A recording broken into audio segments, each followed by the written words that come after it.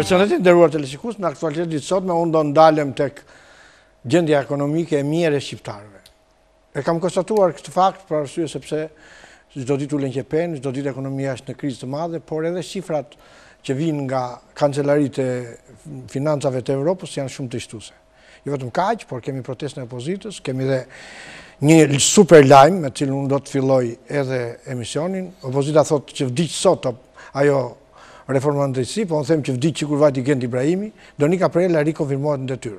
Kam në studio zotin Luan Baci, deputet i Partisë Demokratike, mirë se merr në studio. Ju falenderoj, mirë se u gjeta. Kam në studio drejtorin e gazetës Telegraf, zotin Ëngjëll Musai, mirë se merr në studio. Mirë se u gjeta. Ju faleminderit. Zotin Luan, unë dua një koment, keni dalë sot në konferencë shtypi 2-3 drejtues Partisë Demokratike me idenë se vdiq reforma në drejtësi duke u konfirmuar Donika Prela. Në fakt nuk është thjesht sot se kemi dalë në konferencë shtypi se vdiq reforma në drejtësi, për t'i thënë gjërat ashtu siç janë, ne kemi kohë që themi që reforma në drejtësi është një reformë e dështuar kyç në fillimet e saj. Dhe Partia Demokratike këtë e ka argumentuar me fakte dhe prova që reforma në drejtësi kyç në fillimet e saj ka qenë një reformë që e destinuar për të dështuar. Absolutisht, to janë fakte kokfort dhe konkrete, kur në ditët e sotme, kur kemi nga komisioni, nga kolegji që i dha Donika Prelës vetë kolegjit, për herë të parë kryetari i komisionit voton kundër, 2 anëtarë të komisionit votojnë pro, dhe në një kohë që Partia Demokratike... Dhe përfaqësuesit e ONM-s ishin kundër... Absolutisht, por jo vetëm kaq, Partia Demokratike nëpërmjet zotit Alibeaj e ka bërë të qartë kyç në fillimet e saj që Donika Prela do të rikonfirmohej në detyrë e imponuar dhe e mbështetur nga kryeministri Edi Rama. Dhe jo pa qëllim ata nuk kanë dhënë përgjigje disa pyetjeve të Partisë Demokratike që është takuar Donika Prela me antarët e komisionit të apelimit para se të mirë i vendimi dhe është parë Donika Prela të dosja 339 që është pjesë e dosjes në përgjimet e dala. Këto janë fakte që dalin tashmë, por nuk është vetëm ky fakti vetëm, reforma në drejtësi ne shikojmë që ka filluar dështimet e saj kyç në fillim dhe më vjen mirë që ju zoti Malo e thoni që me vajtjen e Gent Ibrahimit. Vajti 2 herë në Strasburg dhe nuk u miratua. Dhe nuk u miratua dhe tashti vihet që është në kompetencën e qeverisë të Edi Ramës. Kjo do të thotë që këtu s'ka ngel asnjë gjë te reforma në drejtësi dhe më vjen keq që duhet ta them me keqardhje them reforma në drejtësi është komplet e kapur dhe është nën funksion dhe nën komandën e kryeministit Rama. Zoti Ëngjëll, ju çdo ditë bëni nga një faqe gazete ose më saktë, edhe bashkë kemi diskutuar edhe për televizione, dua një koment tëndin, jo për Donika Prelën, po edhe më gjerë. Ne kemi diskutuar vite më parë që kur filloi reforma dhe kur 2 ambasadorët e asaj kohe, qoftë ai Lu, qoftë ambasadorja Vlautin, kërkonin me ngulm dhe me çdo kusht kalimin e ligjit për reformën ligjore dhe ky ligj kishte goxha komplekse, ky ligj ishte përgatitur në mënyrë të njëanshme, ishte përgatitur nga një grup njerëzish të cilët e përgatiten me qëllimin e final që t'i shërbente këtyre personalisht qeverisjes dhe një grupimi të caktuar i cili ndoshta për interesa klienteliste, ekonomike, financiare, antikombëtare, brenda dhe jashtë vendit, po i jep efektet e tyre. Fakti ishte që pavarësisht votave të cilat në unanimitet u morën 140 vota dhe ne pam edhe një show puthjesh në për sallonet e kuvendit, koha po tregon që këta njerëz të cilët morën pjesë në hartimin e ligjit për reformën e drejtësi, sot i kemi të pozicionuar. Fillimisht u vendos një kurs që të gjithë ata antarë të cilët kanë marrë pjesë dhe kanë përgatitur reformën ligjore, nuk do t'jenë nga asnjë nga strukturat. Dhe ne kemi rastet e shumë juristëve të shquar, shumë akademikëve, shumë konstitucionalistëve, të cilët u larguan. Madje kjo u fut si një lloj kopilliku, nëse do i quajmë se në ditën e fundit të votimit u shtua një nen i cili thuhet që nuk do të marrin pjesë. Fakti është që ne tani jemi përpara një ngjarje të bërë de facto që ne kemi këta antarë që përgatiten, i kemi në komision, njerëzit e tyre i kemi në pushtet, i kemi deputet, madje një pjesë e mirë e tyre që hartuan vite më radh këtë projekt, sot i kemi deputet, kryesisht të majt, sepse dihet që një nga ata të cilët e financoi e subvencionoi këtë reformë drejtësi ishte Fondacioni Soros bashkë me gjithë strukturat e veta, të cilët sot njerëzit kanë frikë ose e përtypin ose një pjesë e mirë kanë filluar të shpërthejnë dhe ta kuptojnë se sa e keqe është për vendin, për drejtësinë shqiptare. Kjo drejtësi mendoj që është totalisht e kapur, do ta kishte zili edhe vetë koha e diktaturës së Enver Hoxhës, pasi çdo gjë jepet me urdhër, çdo gjë jepet e shkruar dhe kjo pjesë e dërmuese e anëtarëve qoftë të komisionit të vlerësimit të gjyqtarëve të shkallës së parë qoftë edhe apelimit, vinë nga struktura me komplekse të caktuara, një pjesë e tyre të kompromentuar në administratën e dikurshme të shtetit, një pjesë tjetër me probleme të tjera gjatë kohës që kanë qenë në drejtim dhe në dështim të organeve të drejtësisë. Efekti djej, kjo po i jep për rezultatin. Unë mendoj që opozita dhe shqiptarët nuk duhet të shpresojnë fare te kjo reformë drejtësie, duhet ta anashkalojnë, duhet ta zhbëjnë dhe unë mendoj që ata që janë sot në krye të këtyre institucioneve janë pasqyra e së vërtetës, pasqyra e dështimit të kësaj reforme. Ambasadorët që ne i kishim dhe që na dilin çdo ditë na ishin bërë si pjesëtar shtëpie, sot kanë ikur shikojnë punët e tyre, pasojë do i vojnë shqiptarët dhe ne kemi thënë me kohë që ata vjen e vinë të huajt Shqipërinë dhe do ta bëjmë ne shqiptarët. Ndoshta fjalët e mençura dhe të parruara të Ali Aslanit që koha është e maskaremve, por Shqipëria është e shqiptarëve sot më shumë se kur ka vend. Është një çështje delikate, ka ndodhur diçka në Kavaj, jemi lëshuar të gjithë kur ndodhi ajo vrasje atje, me që kemi dhe aktualitet ditës. Si duhet ta trajtojmë, i nderuar deputet, sepse është çështje e një vajze, në mes është një familje, në mes janë 7 familje minorenësh. Më vjen keq vërtet për ndodhi të tilla që janë skandaloze, do të thoja unë, për një shoqëri demokratike, për shoqëri me rregulla dhe të kontrolluar. Po më vjen keq më shumë jo për ndodhin që ka ndodhur, se mund të ndodhin gjëra të tilla, por më vjen keq për mënyrën se si është menaxhuar dhe për mënyrën si e ka trajtuar pushteti këtë ndodhi dhe këtë turp, do të thoja unë, që të ndodhi një ngjarje e tillë makabre, e pështirë në shkollat tona dhe qëndrimi i drejtorisë arsimore, qëndrimi i pushtetit lokal, qëndrimi i drejtorisë policisë, qëndrimi i gjithë instancave shtetërore ka qenë e fokusuar për ta fshehur këtë si ngjarje. Dhe kjo ka qenë, si shumë ngjarje të tilla, ka qenë një denoncim i ish-kryeministrit Berisha përsëri. Për herë të parë, zoti Berisha e bëri lajmin nga qytetari digjital që të bëhesh publik dhe dikush nxitoi të thoshte që këto janë gjëra të stisura, të paqëna, por në fakt doli që ishte një vërtet e hidhur, një vërtet që sinqerisht ne të gjithë jemi familjar tu dhe mua më vjen vërtet keq.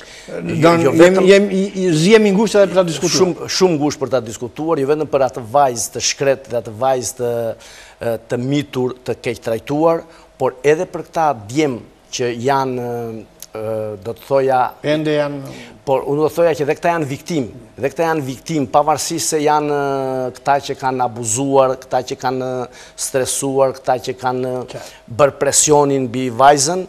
Problemi është te qëndrimi që kanë mbajtur drejtoria e shkollës, drejtoria arsimore, policia në këtë drejtim për të fshehur ngjarjen. Është ngjarje shumë e hidhur që duhet të qëndrojë, jo vetëm instancët shtetërore, institucionet shtetërore, por edhe vetë shoqëria në përgjithësi duhet të qëndrojë. Zoti Musai, kemi një vrap, dua një koment vogël për ngjarjen, por më shumë nga dua nga ty se kemi një vrap të 10 shoqatave anonime, të shoqatave nga më të ndryshme, të cilat rendin dhe bëjnë PR për televizione, formatohen, fitojnë lek me projekte. Ne kemi diskutuar, i dashur Beto, edhe kur ka pas ngjarje të tjera për sa i përket dhunës dhe agresivitetit të femrave në përgjithësi, që janë me 10 shoqata të cilat marrin fonde. Kemi edhe një grup të zonjave të nderuara në deputete që kanë edhe ato grupimin e tyre. Kemi grupe të tjera të caktuara që financohen nga programe të ndryshme shqiptare, europiane dhe më gjerë dhe asnjë nuk ndihet, sepse në rast se raportet e tyre do të dalin negative, ndryshe nga ato mbi të cilat janë dhënë këto para do hiqen. Pra do të thotë që shteti është i kapur nga vetë qeveria dhe nuk lejon që unë të lë ty të fusësh fonde në Shqipëri dhe ti të më diskretosh mua. Unë do të lejoj që ti të fusësh fonde, por këto fonde do adresohen, do kanalizohen në atë drejtim që dua unë. Ne diskutojmë rastin e një vajze të mitur, e cila unë mendoj që është një gjë jo vetëm e rëndë dhe e turpshme, por do jetë me pasoja, sepse familja ja dorëzon shtetit, se derisa ja dorëzon shkollës, ja dorëzon shtetit, dhe në rast se shteti nuk i bën mbrojtjen e nevojshme dhe të duhur që nga koha që veten në mësim dhe deri kur del, atëherë do fillojnë vetgjyqësitë dhe ne shqiptarët e kemi çik gjakun e turbulluar për sa i përket këtyre gjërave. Nuk është rasti i parë, sepse ne u morëm me pjesën e kësaj vajze, po më thoi çik mua ti që vetëm para një jave droga ka mbërthyer gjithë shkollat shqiptare në të gjithë Shqipërinë. Dhe policia për çfarë paguhet, për çfarë rri? Po këta nxënës që marrin drogë, ai kontrollon njëri, a ka ndonjë lloj lidhje bashkëpunimi me prindrit? Pse ngelet thjesht në kuadrin e asaj të një takimi javor apo 2 javor që bëhet dhe nuk janë më të thelluara? Kjo është ajo për cilat i paguajmë dhe ne mësuesit, edhe drejtorët e shkollave. Por ka një problem, shkolla dhe mësuesit në fundit janë shkolla dhe mësuesit janë pasqyrë e drejtuesve që janë vënë. Derisa ne kemi vënë drejtues inkompetent, militant partijak, normalisht që kjo do jetë edhe rezultati dhe ata nuk flasin, sepse prandaj dhe mbajnë të fshetë, sepse ata do të cënojnë në fundit dhe imazhin e qeverisë se cila i ka vënë. Qartë. Zoti, kam dhe temën, rrënimi ekonomisë shqiptare, kam dhe vënë aty.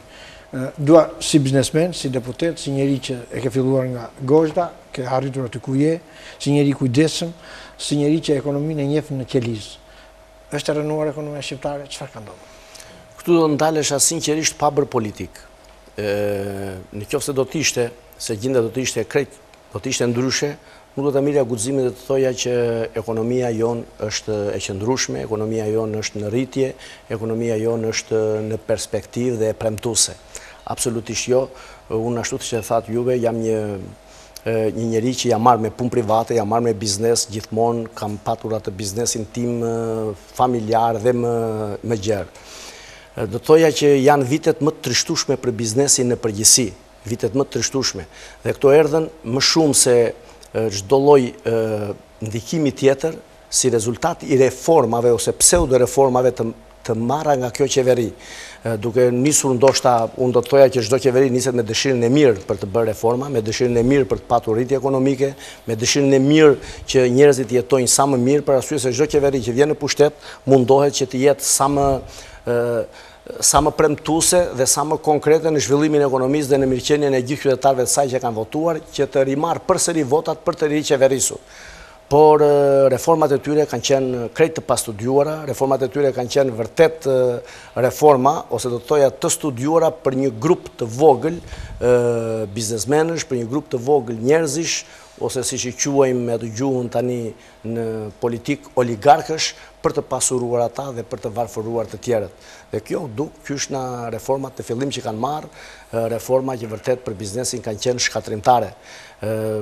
Morën reforma ekonomike duke ullur pragun e TVSH-s deri në 20 milion lek të vjetra për çdo biznes, ndryshe do të ishte në skemën e TVSH-s, skemën e famshme të TVSH-s. Dhe po të shikojmë sot, keme qindra biznese të mbyllura në rang republike. Biznese që mbyllen se nuk arrin dot jo vetëm që të krijojnë të ardhura për familjen e vetë, por që në momentin, nga ana psikologjike janë të dërmuar, të rënuar, kur thot që do të marrë një, si që ndodhi në fakt, do të marrë një financier, se duhet të marrë një financier që të bëjë deklaratën të TVSH-s, sa do e thjesht që të jetë ato deklaratat të TVSH-s, mbushje të ardhurave, për bizneset të vogla që kanë dyqane, që janë të vetë punësuar, ata nuk arrin dot kur t'i bëjnë vetë ato punë. Dhe u duhen dhe këtu spekulojnë dhe shumë punojnë statimeve, po ju them unë, në 80% të bizneseve të vogla janë vetë punojnë statimeve që merren me mbushjen e formularëve dhe të deklaratave të TVSH-s për bizneset. Për arsye se asnjë ekspert kontabël apo ekspert i pavarur, financier që punojnë privatisht nuk mund të merret me bizneset e vogla duke u marrë nga 20 apo 30.000 lekë të vjetra në muaj apo 50, po merret me bizneset më dha. Dhe ku e kanë gjetë zgjidhjen bizneset e vogla, dhe këtë po e them me faktet kokëforte të plota, aty ku unë banoj në Fier dhe më gjerë, gjithë tatimorët janë të shpërndarë dhe bizneset e vogla duke mbushur dhe deklaratat e TVSH-ve. Pra është një kosto shumë e madhe dhe ai 50.000 lekë vjetër apo 100.000 lekë të vjetër që shumë herë nën presion këta japin, se duke qenë punojnë statimeve, japin një 50.000 lekë për punën, po do japin një 50.000 lekë për atë se çfarë do të ndodh nesër. Dhe unë do të thoja që biznesi i vogël është në ditën e tij më të keqe. Në ditën e tij dhe biznesi i vogël është i shumtë në numër. Është më thjesht për çdo njeri që të vetë punësohet, të ngrejë një biznes dhe të fillojë punën e vet. absolutisht është i falimentuar. Dhe më lejoni ta them këtë, ka qenë koha e artë e biznesit, kur në qeverisin e Partisë Demokratike kanë pat një pull në xham me 250.000 lekë të vjetra tatim vjetor dhe i thoshin që vazhdo puno dhe shit dhe bën llogarinë tënde në darkë për të ardhurat që ke. Mbaroi ajo kohë dhe ka filluar kjo kohë e një pseudo reforme që do të thoja është vdekje prurse për biznesin. Kjo qeveri, më falë më do shauzjata, kjo qeveri do t'i thrasë mëndjes, po do t'jetë vonë, se kjo për çdo gjë i thret mëndjes me vones, pasi i heth në provë të gjitha reformat e saj, të gjitha ligjet që kjo krijon për t'i hedhur dhe për t'i vënë në zbatim, por në fakt i dalin krejt më ndryshe nga ato që farë mendon që duhet t'i jenë. Për këtë, unë jam vërtet i keqardhur për gjendjen ekonomike që kalon vendi ynë. Dhe jo vetëm për biznesin e vogël, por edhe për biznesin e madh, që është një gjendje vërtet të vështirë me gjithë të tabor tatimorësh që kanë një qëllim vetvete. Kontroll, dhe ai kontrolli është në mënyrën më të paimagjinueshme vetëm për të kapur keq biznesin. Dhe biznesin e kap keq kur të duash. Absolutisht. Se do ta vazhdojmë. Ka në një gjithë mirë ekonomia shqiptare, pastaj më fut dhe në thelb si që mendon ti.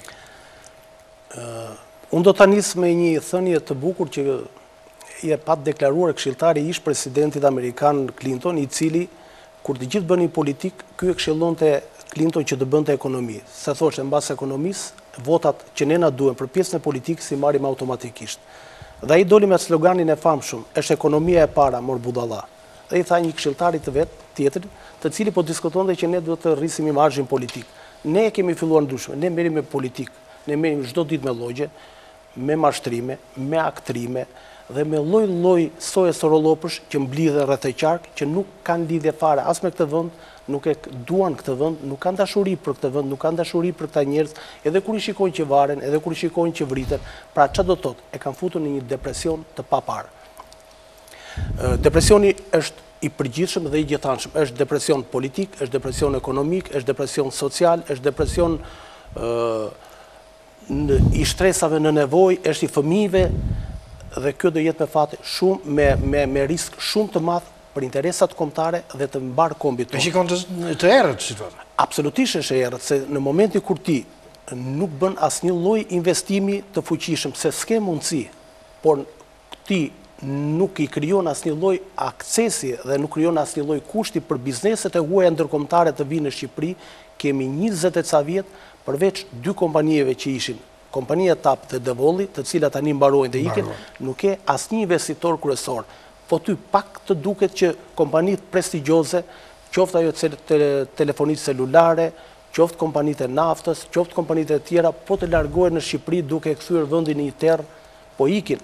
Pse po ikin? Po ikin sepse oligarkët që kemi ne këtu nuk u intereson që të kenë norma fitimi minimale dhe të mendohet për interesat kombëtare.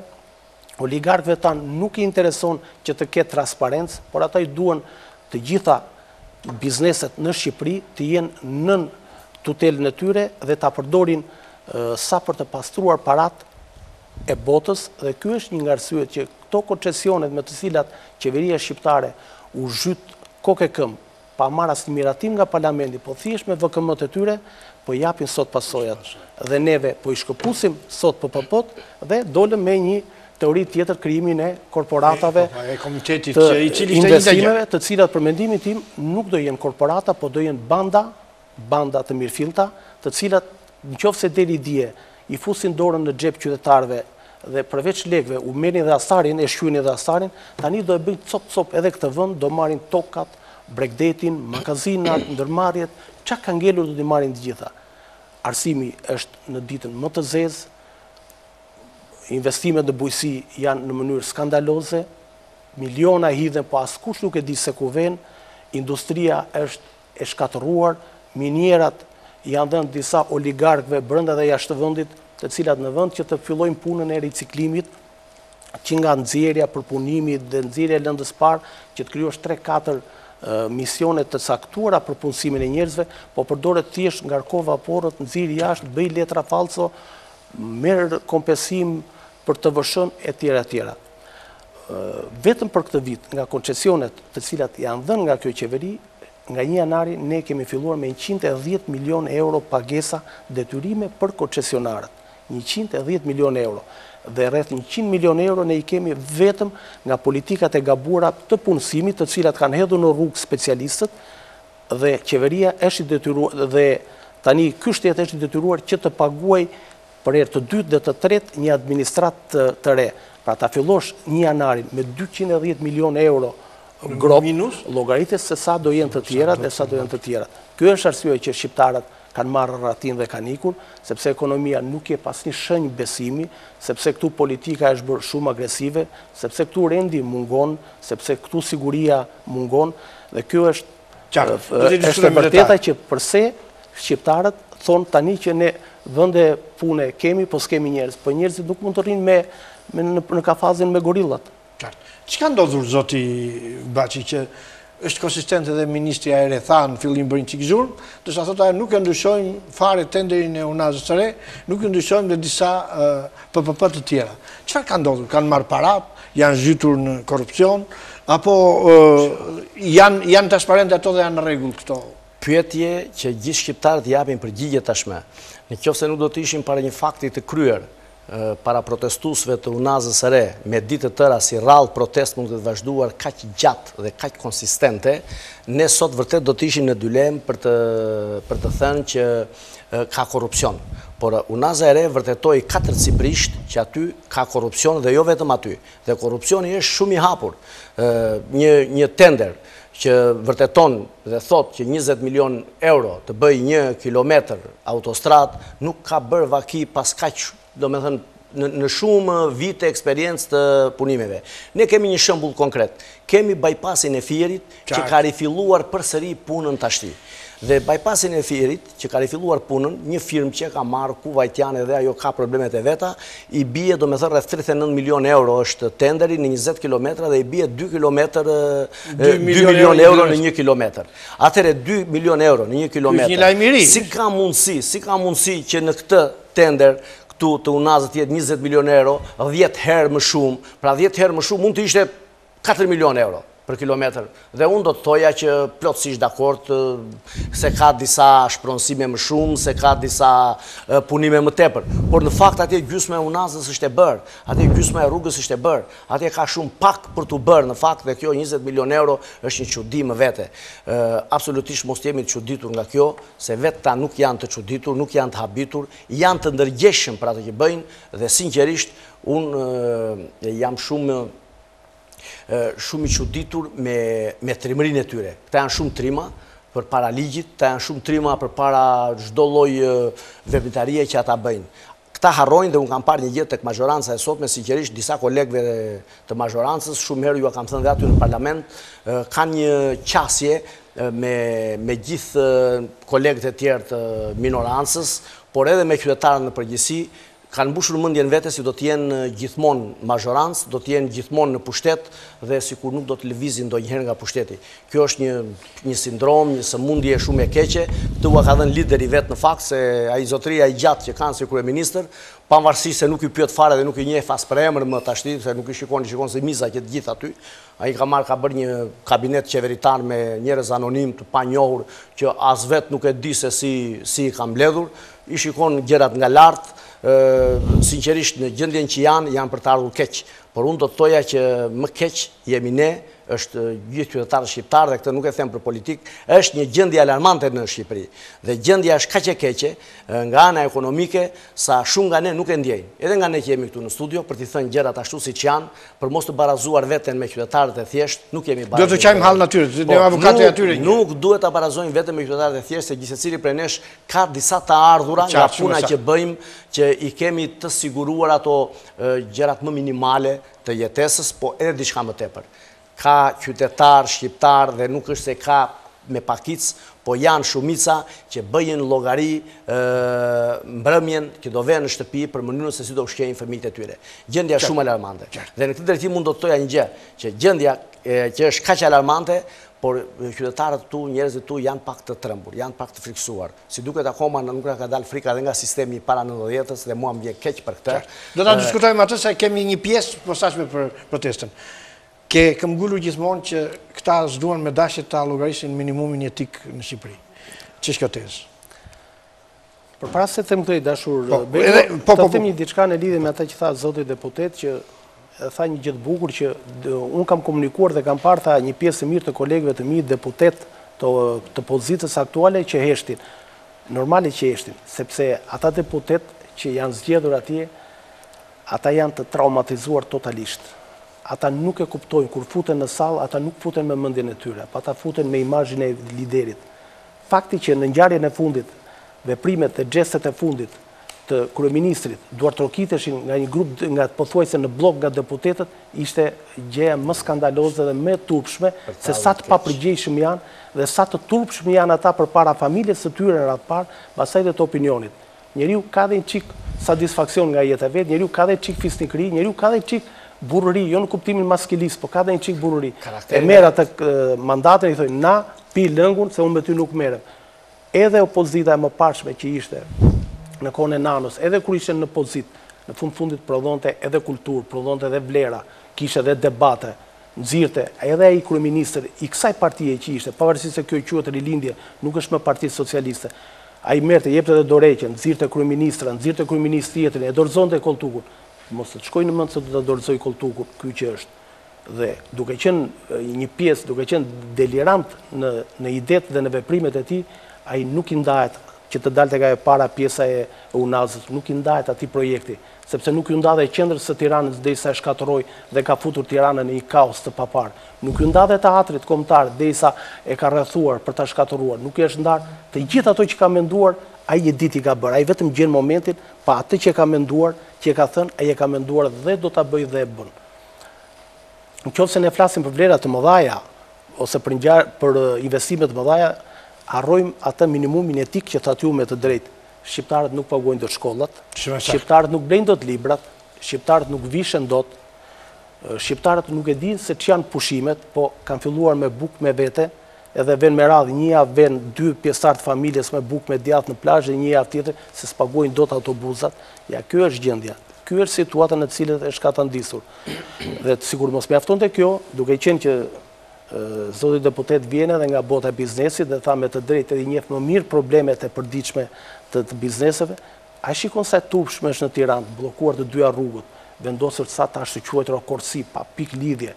Ndërkohë që vjen erdhi me një tjetër imazh dhe me një tjetër premtim që unë do ngushtoj, do zgjeroj trotuarët, do t'i lë të lira të kalojnë qytetarët, jo vetëm që nuk i bëri, po i zaptoi cep për cep, shkatërroi, ka krijuar një kaos me mjete, me makinat, një stres të paparë dhe për të cilat duhet të përgjigjet. Është përthyer gjithë Tirana edhe kur do mbërthehet, kur do normalizohet. Po patjetër zgjidhet, kjo zgjidhet shumë kollaj kur kjo qeverisje duhet të largohet jashtë ngarkesave politike, por mua nuk ka rëndësi se kush vjen e kush ikën, ne të njëjtin qendrim kemi mbajtur, edhe kur ka qenë kjo parti në opozitë dhe e kemi mbështetur, të njëjtin gjë po themi edhe tani. Është turpshme dhe pafalshme që ti bllokon të gjitha anët e rrugëve dhe ai tjetri të paguon taksa dhe tatime për biznesin e tij dhe nuk ndalon dot që të bëjë një shërbim, të ndalojnë qytetarit, ndalojnë një makinë. E pse? Nuk është e paqëllimshme. Ky është e qëllimshme sepse të gjithë tregtarët, biznesmenët duhet të falimentojnë, por duhet të paguajnë dhe taksat e bashkisë dhe taksat e qeverisë, ndërkohë që shërbimin duhet ta marrin te oligarkët e supermarketeve dhe kompanive jashtë Tiranës dhe ky është qëllimi me të cilën ata janë vënë. Ata blen banka, ata kanë bler miniera, ata kanë bler pasuri kombëtare, ata kanë bllokuar aeroporte, ata po blejnë hidrocentrale dhe nuk kanë lë, po privatizojnë shkolla, kanë privatizuar ndërmarrje, reparte ushtarake, tani po privatizojnë dhe jetën e njerëzve dhe fakti është që shqiptarët duke parë që nuk kanë zgjidhje tjetër, po ikin. 180.000 veta kanë kërkuar azil politik vetëm për këto 2 vitet e fundit. 360.000 veta sipas raportit Departamentit Amerikan të Shtetit kanë plotësuar llotarinë amerikane. Është turpshme. E kupton çdo të thotë që ty brenda 2 vjetëve rreth 500.000 veta, 1/4 të asaj, 2 milionë e gjysmë jemi ne kemi ngelur. 1/4, 1/5 të ikin, do të thotë që Gjermania që është rreth 90 e ca milion banor, i bie që 25 milion banor të Gjermanisë të ikin për një herë. Do ishin skandalizuar. Vetëm 1 minutë se kemi edhe një shkëlqyer të vogël publicitare që të flasim për protestën. Zoti Ëngjëll tha është bllokuar Tirana ndaj këtij. Për herë të parë s'do një kull e cila do të jetë me sa diun 200 metra tek mbrapa kullës së Atit, një kull e re që ka filluar të hapi gropën. Çfarë ndodh? Kush do t'i blej? Je biznesmen. Çan gjithë këto gropa në Tiranë. Don çan këta njerëz që nga njëra anë që nuk është as në planin francez as në planin urbanistik as në lloj plani. Ne nuk kemi gjë kundër atij biznesmeni. Po. Unë si biznesmen nuk kam lidhje fare me këto kullat, as me tenderat, se historikisht nuk kam marrë asnjëherë asnjë tender në shtet, as në kohën e Partisë Demokratike, as në tani që qeverisë Partia Socialiste. Unë kam pat një bizneset mia familjare të vogla, por edhe diçka më shumë se të vogla dhe s'kam lidhje fare me biznesin. Më pyeta për fenomenin. Nëse gjendet një herë që një tender që unë të ke marrë pjesë, atëherë do të jepja dorëheqje edhe nga mandati parlamentarit. Absolutisht to janë tendera që nuk i marrin biznesmenët, po i marrin pushtetarët. Biznesmenët janë një fasadë që fusin letrat dhe kaq mbaron historia e biznesmenit. Përdorin letrat e tyre dhe janë pushtetarët. Aty mbrapa është Erion Veliaj dhe Edi Rama, si në çdo tender, si në çdo PPP, si në çdo koncesion, si në çdo aferë që bëhet në këtë vend. Dhe është një grup shumë i vogël oligarkësh që e kanë monopolizuar dhe po zotrojnë të gjithë paranë që hidhet. Absolutisht. Ne nuk duhet marrim në përgojë, unë kam kundër biznesmenëve, unë kam shumë respekt për biznesmenët, se janë motor i zhvillimit. Me lehen tënde, zoti Luan, bëjmë një shkputet vogël publicitare dhe rikthehemi. Unë do ta fillojmë me zotin Ëngjëll, se ka bërë një reagim të gjatë zoti Edmond Spao për mua, pse kam thënë që shansi i fundit protesta e 16 janarit. E 16 shkurtit. Do t'i them të dy ai dashur Bejdo, por të them edhe këtë tjetër me qenë se Ngeli, nga biseda e mëparshme. Po shkurt që të liria dhe drejta e fjalës për këdo është e drejtë e pamohueshme. Rëndësika saj përgjegjshëm është ai që thot dhe saj pa anshëm. Pjesën e zotit Spao, ndoshta ai ka dhe atë dëshirën e mirë. Jo, dëshirën e mirë për të bërë debat. Për të bërë debat. Edhe për t'i dhënë një çik. Kjo i bën reklamë emisionit Artur Gjejt, jam çik xheloz, po s'kam. Për t'i dhënë çik frymarrje emisionit, por edhe miqësisë me ty, por edhe për ta bërë që kjo 16 do jetë vërtet një ngjarje e rëndësishme që do ndikojë dot edhe te fatet e gjithë shqiptarëve, se ne nuk mund t'i presim gjëra duke ndënë në shtëpi. Larg nga kërkesa, në protestë shqiptarët nuk do vjen as për Bashën, as për Kryemadhin, as për Berishën, as për tjetrin, as për tjetrin. Ata do vjen për të drejtat e tyre. Do vjen që të bjerë çmimi i energjisë elektrike, sepse deklarohet që fitojmë nga 80 milionë e 100 milionë, por normale mund të fitosh 200 milionë, po të vazhdosh të arrish prapë çmimin ti. Nuk e bër asnjë investim, të gjitha janë të kosë në verit, që nga hidrocentrale të gjitha dhe ti ha muço, pi muço, i ke marrë gjitha fut lek në xhep. Normale është. Ke rritur çmimin e ujit, asnjë ndryshim nuk e bër, asnjë investim, as për sa i përket tubacioneve, as për cilësisë, të gjithë blejnë ujin në dyqan, uji nuk përdoret për të pirë. Dhe ky është qëllimi që ne duhet të çojmë për ujin, duhet të çojmë për dritat, duhet të çojmë për shkollën, duhet të çojmë për rrugët asfaltuara, mos vend merremi me parkime edhe të mbjellim pemë e të bëjmë show gjithandej kur ujërat e zeza shpërthejnë nëpër lagje, kur rrugët janë të shqyera, kur nuk ke ku vë një makinë, ku makinën që vë ti të vjen policia të vë gjob, sa apo se vjen policia apo se vjen policia mashtake, vjen policia e shtetit. Dhe të gjithë shqiptarët, unë mendoj që kushdo që ka marrë qoftë edhe një gjob nga policia bashkiake apo nga policia e shtetit. Sepse nuk ka ku lë makinën, mjetin për cilën paguon taksat e tatimet, ai duhet të jetë në protestë dhe atë gjobën duhet ta mbaj, për mua, duhet ta mbaj, ta fotokopjoj dhe ditën e votimeve ta konvertoj me vot pikërisht tek ajo. Do të thosh edhe këtë tjetër që në këtë kuadër edhe zoti Spa ndoshta e ka dhe çik. E ka çik më konkret se ne mi gazetar. Por unë do të dal te kjo tjetër që lirinë e fjalës këtu në përgjithësi e mbysin ata që nuk duan të vërtetën, ata që nuk duan të shikojnë në horizont të ardhmen e një vendi, ata që nuk e duan këtë kombë. Dhe fakti është që kur lider politik sulmojnë në mënyrë të ashpër dhe të pa cip dhe të pa precedent zërin Amerikës, i cili është një nga simbolet e ardhjes dhe sjelljes së demokracisë në vend, kjo është shumë e rëndë. Por unë do të mendoja që mos e ka pas tradit sulmin ndaj gazetarëve PD-ja. Unë kam ndoshta edhe me drejtuesit e së-majtës, por fakti që flet zëri Amerikës, mua më duket si një paralajmërim që gjërat kanë filluar do ndryshojnë shumë shpejt. Nuk është sulm ndaj gazetarëve, statusi i zotit Spau që unë lexova pak para emisionit, është një status kumtiplot, do të thoja unë, për të spjeguar dhe për të sqaruar opinionin publik dhe jo juve zoti. Vim te protesta, e lëm. Kjo është për ekonominë, dashur Bejdo, ndoshta mund ta kishim marrë dhe një vend tjetër për Spaun, se ai duhet ishte, sepse ai mbulon ekonominë shumë mirë. Mund të jetë bërë çik xheloz, kaq. Nuk e vendosim. Protesta. Është shans, është shpresë për këta shqiptar, apo çfarë është? Vemi përsëri tek ajo që tha zoti Spaho. Pavarësisht se the ta lëm, ne do ta fillojmë përsëri aty. Juve tani mu shprehet shumë mirë, është shans, është diçka tjetër apo diçka tjetër. Në fakt ju duhet të jeni shprehur shansi i fundit që zoti Spaho ka dhënë një përgjigje me të drejtë, dhe unë jam me zotin Spaho këtu, kur ka dhënë një përgjigje që nuk është shansi i fundit, për arsye se opozita shanset i ka pafund dhe shanset vazhdojnë. Dhe kur themi shans, është shans. Opozita e datës 16 shkurt do të jetë në protest. Dhe nuk do të jetë opozita, do të jetë populli shqiptar, do të jetë publiku, do të jetë qytetarë shqiptar. Po të vini vënë re dhe keni vënë re që zoti Basha, kryetari i Partisë Demokratike të Shqipërisë, në takimet që ka në mbar vendin, që ishte edhe në Fier para disa ditësh, ditën e shtunë, është shprehur që unë nuk do të mbaj fjalim. Dhe protesta është e qytetarëve, është e popullit, absolutisht.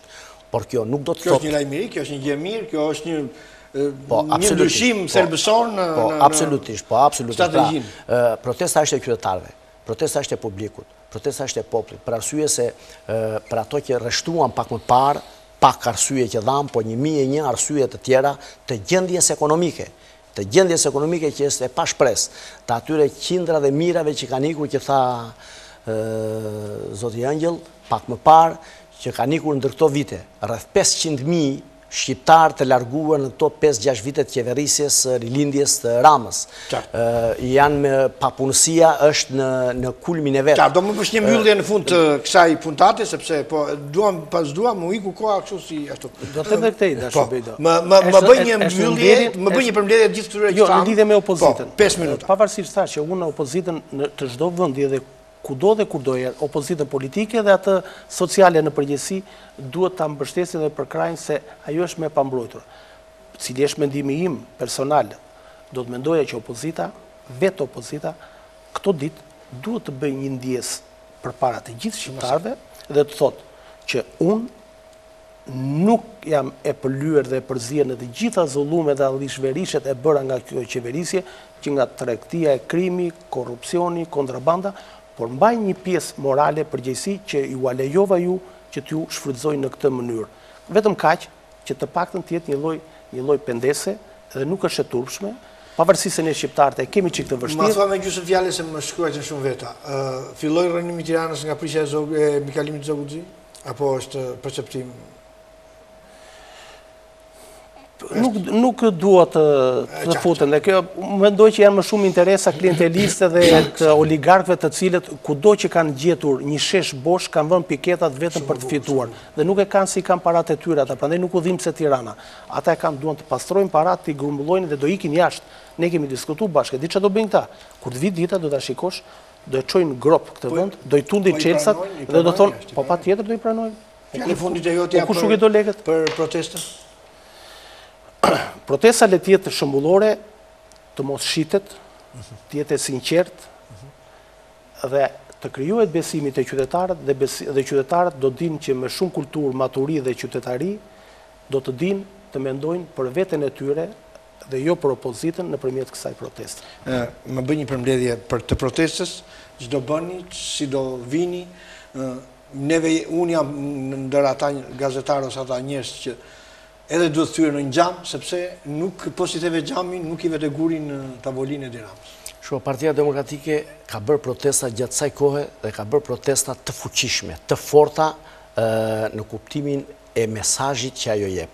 Unë do personalisht jam kundër thyerjes së xhamave apo djegjes së makinës apo thyerjes së një dyqani. Për arsye se të gjitha këto janë para që dalin nga xhepat e qytetarëve shqiptar. Dhe nëse ne djegim dhe thyejm kryeministrinë, dhe nëse ne thyejm dhe djegim makina siç thyen në 21 janar të 2011 zotëri që janë sot në pushtet, makinat qytetarëve, unë nuk mendoj se ne i bëjmë nder vetes dhe qytetarëve shqiptar.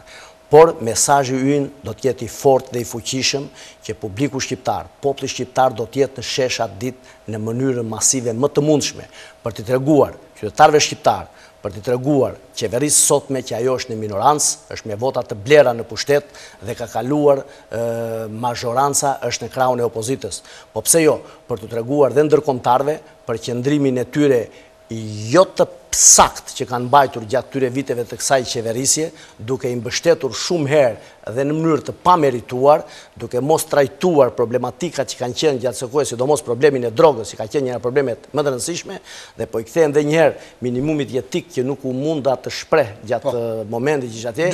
Në fakt kemi patur minimumin faktik se Rama me qeverinë e vet ka dashur që të parat që vinin në Shqipëri të jenë parat të drogës, të pa legalizuara, të pa ditura dhe duke patur një kalushmëri, do me thënë të momentit që qytetarë shqiptar, njerëz që punësohen si në të zezë, punonin të kanabisi, mirin 5 lek në mbrëmje për të nesmen, por këto janë para që nuk kanë perspektivë.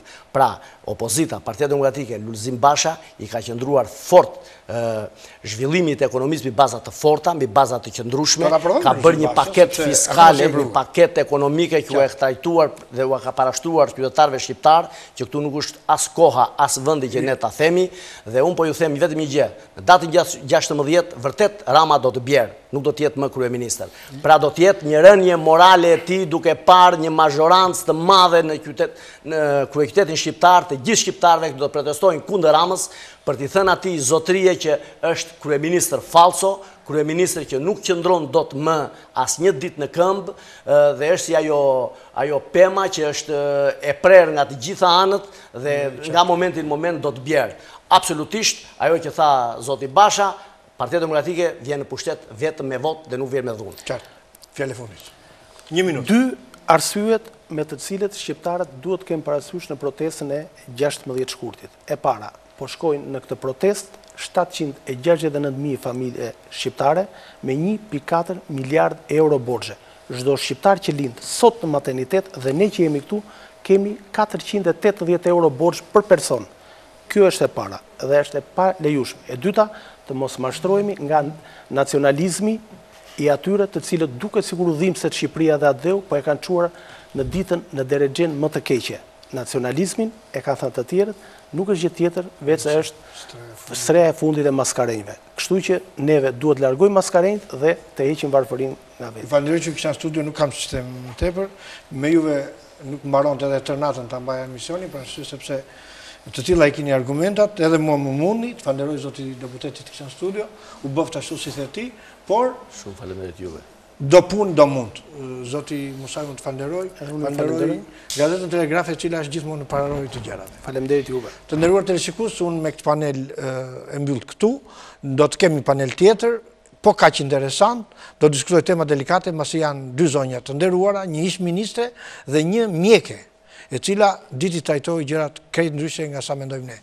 Rikthehemi pa shumë llafe. Kam në studio Mirela Crraga, ish-ministren e Arsimit, një zonjë shumë nderuar, një pedagoge, mi se merren në studio. Faleminderit për ftesën. Është kënaqësi që na gjetë derën e shtëpisë. Faleminderit. Kam në studio Klarisa Rexhvelaj, mi se merren në studio. Është kënaqësi që të kam zonjush. Unë do ta filloj nga ty Mirela, dua të më thuash 2 llafe. E ke imagjinuar që në një shkollë mund ndodhte ajo që ndodhi në Kavaj? Kjo që ka ndodhur në fakt është tronditse. Është shokuese. Biles unë kam ardhur nga studentët dhe kam trajtuar në fakt jemi përballur me një ngjarje e cila sos që është shumë të mungojnë fjalët, sos që është shumë e rëndë, por unë duke qenë se kam qenë dhe drejtuese shkollash dhe mësuese drejtuese shkollash, më dhëm shumë kur mendoj që kjo ngjarje është mbajtur e fshehur dhe si ka nguxuar, domethënë drejtoresha e shkollës dhe mësuesja që ta mbajnë në heshtje një ngjarje e cila nuk e justifikoi absolutisht shkollën, mësuesit, të gjithë ata që e kanë ditur, nuk e justifikoi për asnjë arsye që ato e kanë mbajtur të fshehur këtë. Jemi të gjithë prindër dhe kjo është tronditse, vajza është e vogël dhe absolutisht ajo nuk ka faj për asgjë, sepse është vetëm 13 vjeçe, 14 vjeçe. Por është një ngjarje e rëndë sepse ka përfshirë një moshë të papjekur si djemë dhe vajza, dhe ato djemë që janë përfshirë në këtë ngjarje, sigurisht që për jetë ato janë gjymtuar nga kjo ngjarje që ka ndodhur. Kjo është thelbësoria. Sepse ata nesër do të jenë prindër dhe ata do tregojnë gjithmonë me gisht dhe fëmijët e tyre do ta marrin vesh një ditë që çfarë kanë bërë këta kur ishin në këtë moshë. Dhe disa shpejt ikën koha. Ikën shumë shpejt koha dhe të gjithë që janë përfshirë janë të dëmtuar dhe një shoqëri e shokuar nga kjo që ka ndodhur. Sigurisht që ka shumë faktorë nëse do t'i analizojmë, por për mua pjesa që ne mund të flasim dhe për të ndarë përgjegjësinë e momentit është e pafalshme që shkolla ka mbyllur gojën dhe nuk e ka bërë prezente këtë ngjarje të menjëhershme. Një koment Klarisa, po edhe si mjeke, edhe si njeri që punon në Parlamentin Shqiptar. Në fakt, prej disa ditësh jam shokuar. Prisja që të dilte një lajm i dytë që thoshte ky lajm i parë përgënjeshtrohet, është thjesht një histori që bëhet për vëmendje mediatike, por kjo nuk ndodhi. Domethënë, çdo ditë që shikoj lajmet, shokohem. Shokohem se çfarë brezash po rritem. Shokohem se si disa prindër në një farë mënyrë kanë dështuar që t'i rrisin këto fëmijë ashtu siç duhet. Dhe në një farë mënyrë më kap dhe një lloj mërzie, se unë kam vetë vllajën tim në atë moshë. Dhe shqetësohem se në çfarë ambienti po rriten, çfarë ndodh në shkolla, aty ku ato janë vetëm, domethënë me çfarë përballen mosha 13 vjeçare sot. Kujtoj dhe veten time kur kam qenë 13 vjeçë dhe them sa pak informacion kam pasur. Kur u informuan kaq shumë këto fëmijë kaq të vegjël, domethënë është një ngjarje shumë komplekse, por shumë e trisht dhe shumë e dhimbshme në të njëjtën kohë, jo vetëm për personat që u kanë ndodhur, por për gjithë shoqërinë. Kemi shumë komente për televizion. Prandaj shkolla, institucioni është shumë e rëndësishëm. Është i rëndësishëm për atë që të drejton, por duhet të jetë dhe një vend i sigurt, sepse nëse është një vend ku prindi besojnë fëmijët e tyre është vetëm shkolla. Si do ta trajtojmë zonja ministre në këtë moment, për arsye sepse unë shikoj që të gjithë shoqatat shumë nga ne gazetarët jemi lëshuar si korbat. Dhe s'lëm gjë, do jemi futur tek nëna e asaj vajzës, te familja e asaj vajzës, jo është shoferi, jo është punëtor, jo është kështu, jo është kështu. Si do të veprojmë? Ka në një këshill, ka në një manual, ka në një ashtu, sepse kjo po kthehet në një tragjedi, po kthehet në një plagë shoqërore. Shikoj, ne për asnjë moment nuk duhet harrojmë personat që janë të lënduar në këtë histori. E para është vajza dhe familja e vajzës. Pastaj, mos harrojmë se kemi dhe familjet e djemve, pavarësisht se ata... është dramë, familja atyre është atë djemve. Prandaj, duhet sa më pak në këtë aspekt dhe ne të shikojmë, të forcojmë shkollën, marrëdhëniet, familjen, këtu janë shumë gjëra të lidhura. Është një qytet i vogël, Kavaja. Absolutisht, ata njerëz nuk rrinë doma atje. Pra, nëse ne marrim, janë disa faktorë. Të teta familjet nuk rrinë atje. Janë disa faktorë. Prandaj, ne themi dhe ngulim këmbë që ne duhet kemi një mirë arsimim. Ne duhet kemi një arsimim të mirë të këtyre fëmijëve, sepse ajo do ndikojë shumë në jetën e tyre sociale. Pastaj, pjesa tjetër, faktorët ekonomik që ndikojnë, pamundësitë e shumë gjërave që sjellin ke këta të ri të pa diskutim. Mosha, të gjithë kanë kaluar moshën. Ndoshta informacioni madh që ato marrin në këtë periudhë, mungesa e një mirë arsimimi të mirë, prap vazhdoi të ngul këmbë ke mirë arsimimi. Mungesa dhe subkonscientës, janë 13 vjeçare, nuk janë subkonscientë. Dhe mos harrojmë, është si për ironi të fatit, mos harrojmë dhe një gjë tjetër. Çfarë modeli ka sjellë qeverisja në Kavaj? Si ka qelluar pikërisht në këtë qytet të ndodhi kjo gjë që ka ndodhur? Pra ne kemi dëgjuar Zonja ministre, pse mos themi solidarizohemi me dhimbjen atyre njerëzve dhe lëm këtu? Sepse çdo komunitet është i tepërt. Nuk e di si e ke mendimin Klarisa. Vetëm unë këtë gjë kam, gjithmonë tek shkolla, tek mësuesit, tek drejtuesit, personalisht, drejtuesja e shkollës, nëse është informacioni i saktë, kështu siç ka dalë në media, që ka qenë në dieni për një periudhë, një javë, një muaj, nuk ka rëndësi, ka qenë në dieni. Nëse mësuesja kujdestare ka qenë në dieni, absolutisht nuk ka asnjë, nuk justifikohen ato, për as edhe një lloj arsyeja. Por pse janë ato aty? Klarisë? Në fakt, të them që mësuesit kanë një peshë shumë të madhe të fajit, është pak. Nuk e di se si një mësues kujdestar mundet që të mos e vërë re ndryshimin e sjelljes së një nxënësi për 2 muaj.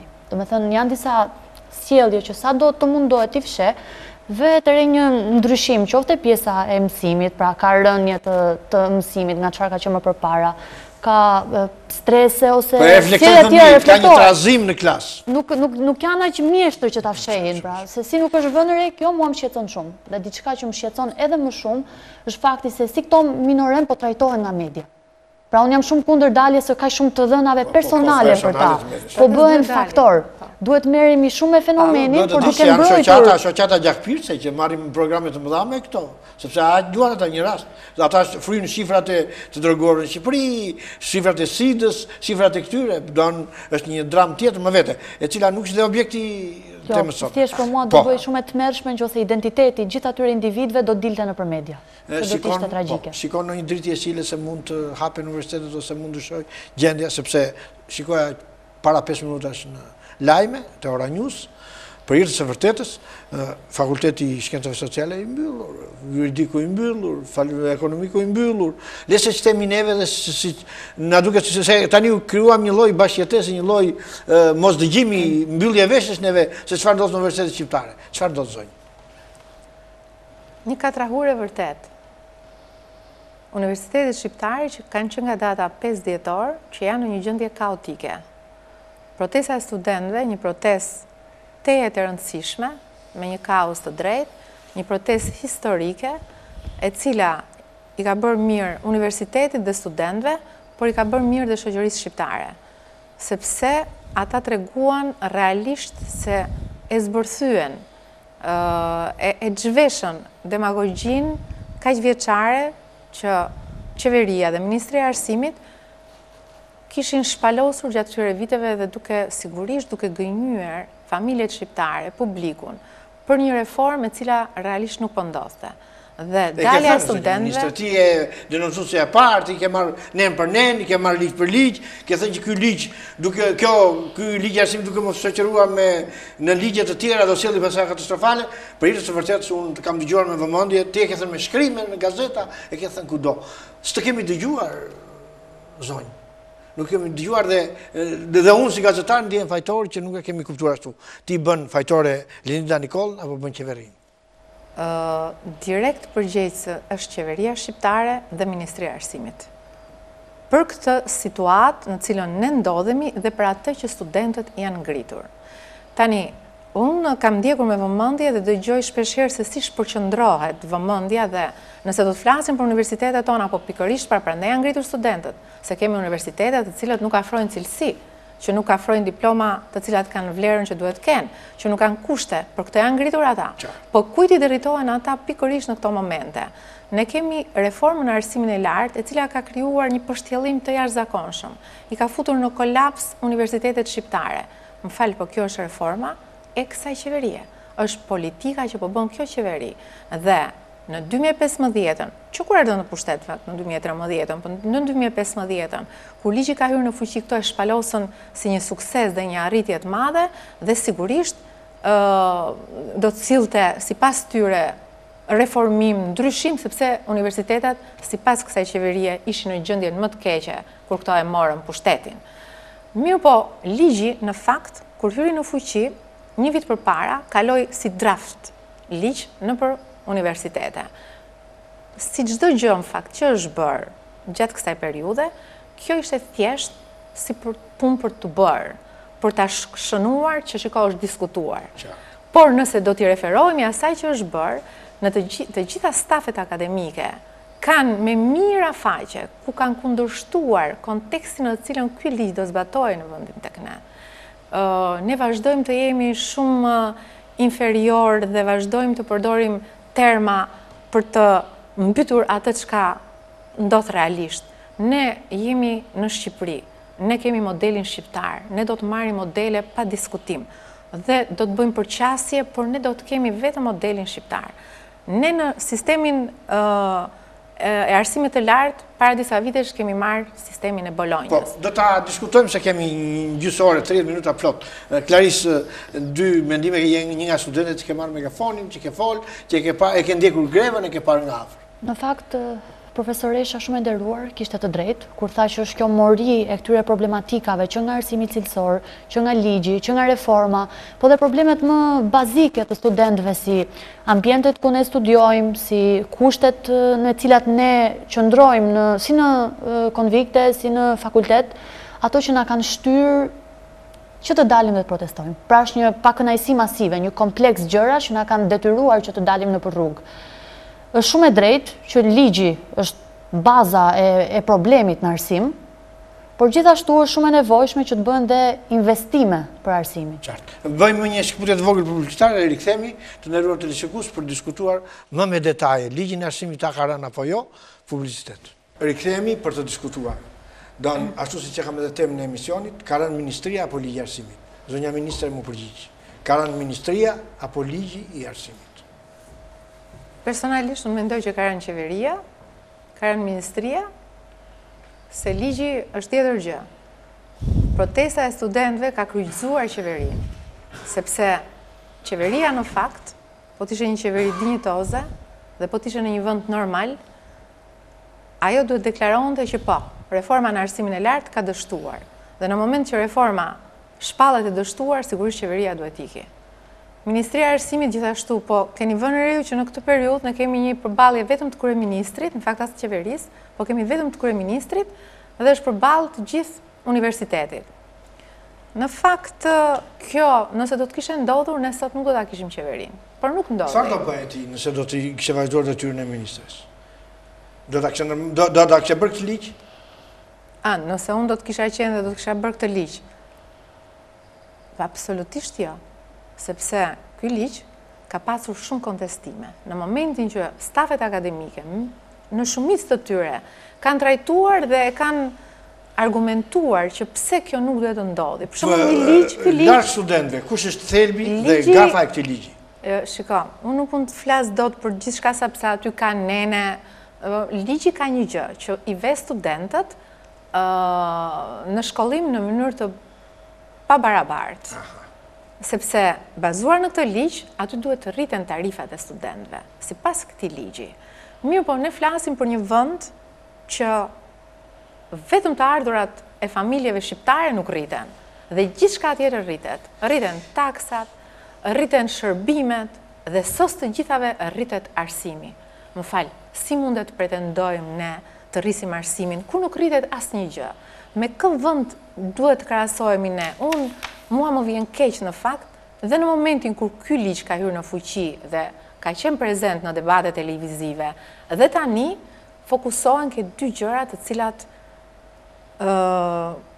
deformohet opinioni dhe nuk jepet asgjë e qartë dhe e saktë dhe të bazohemi në kushtet në cilat ne jemi. Për shembull, kur ligji hyri në fuqi, do gjëra shpesh në media që flitej që nëse do një arsimim të mirë, duhet patjetër të paguash. Shumë saktë. Kjo ishte motuaja e Linda Nikollës. Pra, ti thuash një populli të varfër këtë gjë. Kalojmë tani, po ta keni vënë re tani, se kjo protesta e studentëve, unë e kam quajtur që në momentet e para, jam emocionuar në fakt shumë, dhe e kam quajtur një fitore kaq të madhe, sa që ne jahonën e kësaj do vazhdojmë ta ndjejmë dhe ka përfituar e gjithë shoqëria. Dhe për herë të parë është bërë prezente në media problematika e arsimit të lartë. Deri tani më fal, ku ishin gjithë këto emisione televizive që unë ndjek me vëmendje, këto opinione, domethënë opinione që ka nga personalitete të ndryshme, nga studiues etj. Dhe arsimi ishte lënë në harres. Dhe këtë e nxori pikërisht protesta e studentëve. Dhe çfarë ndodh tani? Dhe pse jemi në këto momente, përsëri deformohet e vërteta dhe përsëri gënjehet publiku. Tani, ne kemi një sistem Bolonje, që do të thotë e kemi ndarë tani, ndërsa dikur kemi pasur një diplomë të integruar rreth 4 vite, tani kemi 3+1 e gjys apo 3+2, një master profesional dhe master shkencor. Nëse sistemi Bolonjës do kishte hyrë ashtu siç duhet, por ne këtu kemi gjithçka është e deformuar. Prandaj është e keqja e madhe këtu në këtë vend. Deformimi po i vjen nga politika dhe nga deformimi modelit. Është deformuar i gjithë sistemi arsimor. Tani, nëse sistemi Bolonjës do të funksiononte ashtu siç është, do të thotë që kur mbaroje 3 vite master, bachelorin, diploma jote kishte një vlerë të caktuar dhe ti punësoheshe. Kaq. Pastaj ti vazhdoje master. Dhe nëse ne do të kishim, nëse ne do ta kishim kështu sistemin, atëherë unë do t'i dëgjoja këta që dalin dhe bëjnë propagandën e një masteri që është me zgjedhje dhe duhet jetë i shtrenjtë. Po kush duhet jetë i shtrenjtë? Masteri, cili duhet jetë masteri? Po nëse nuk bëjnë master këta studentët tanë, nuk marrin fare diplomë. S'kan diplomë Që të bënë mësues, ato nuk munden dot nëse nuk bëjnë masterin profesional. Që të bënë inxhinier, ato nuk munden dot, duhet vazhdojnë patjetër masterin. Pra më fal, për cilën master që u bë ka ky master për me dëshirë dhe kërko ka investim dhe u dashkën tjenë të shtrenjta, sepse që jo. Ai është master i detyrueshëm, sepse ai do të marri diplomën. Ne jemi në një sistem arsimor ku masteret, ne nuk e dim nëse ajo diploma ka vlerë apo është e vërtetë apo jo. Në Universitetin